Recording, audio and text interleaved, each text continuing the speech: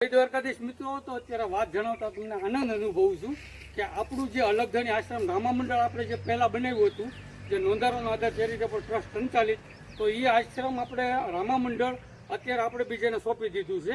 અને હવે એની અંદર ભક્તો બધા કમ્પ્લીટ થઈ ગયા છે ને હવે પોતપોતાની રીતે કામ કરે છે, પોતપોતાની રીતે રમે છે.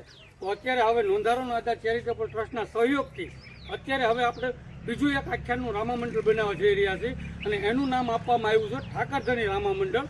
તો એમની સાથે જો અમારી સાથે જગદીશભાઈ, ગૌતમભાઈ, ભાઈ બધા અમે સાથે સેવી અને ટોટલ અમારું 15 જણાનું મિત્રનું સર્કલ છે.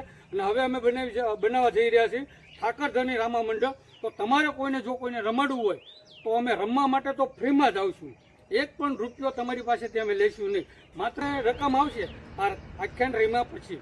આખ્યાન રમતા રમતા એની અંદર જે કાંઈ પણ દાન આવશે કે જે કાંઈ રકમ આવશે એ તમામે તમામ રકમ ગરીબ નિરાધાર જરૂરિયાતમંદ લોકો પાછળ વાપરવામાં આવશે અને સાથે સાથે અબોલ જીવો પાછળ વાપરવામાં આવશે. તો તમે હવે અલગધણી આશ્રમ રામા મંડળમાં જેટલો સહયોગ અને સપોર્ટ કર્યો હતો એવો ને એવો સપોર્ટ હવે મને આ નવું મંડળ અમે બનાવી રહ્યા છીએ. બરાબર, નામ બદલી અને ઠાકરધણી રામા મંડળ બનાવવામાં આવ્યું છે.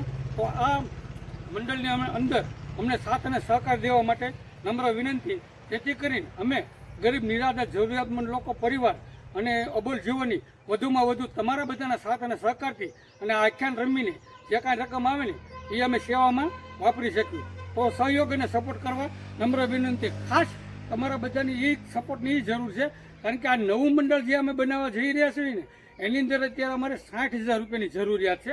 60,000 રૂપિયાની જરૂરિયાત એટલા માટે છે કારણ કે એની અંદર બધા વાઘા લાવવાના બાકી છે. પહેરવેશ જે આવે ને રામા મંડળનો એ પહેરવેશ, ભાલા, ત્રિશૂળ અને ટોટલી જાતનું પહેરવેશ પણ આપણે લાવવાનો બાકી છે. તો તમામ વસ્તુ લાવવા માટે દાતા બનવા માગતા હોય તો તમે દાતા બની શકો છો. બાકી તો આપણે જગદીશભાઈ વાત કરીએ શું આગળ નિર્ણય લેવો છે. કારણ કે પહેલું જે રામા મંડળ બનાવ્યું હતું મેં, જગદીશભાઈ અને બાબુ ભગતની 3 થકી બનાવ્યું હતું અને આ ફરી વખત એ આશ્રમ હવે એની રીતે કામ કરતું થઈ ગયું છે. તો હવે આપણે નવું મંડળ બનાવવા જઈ રહ્યા છીએ.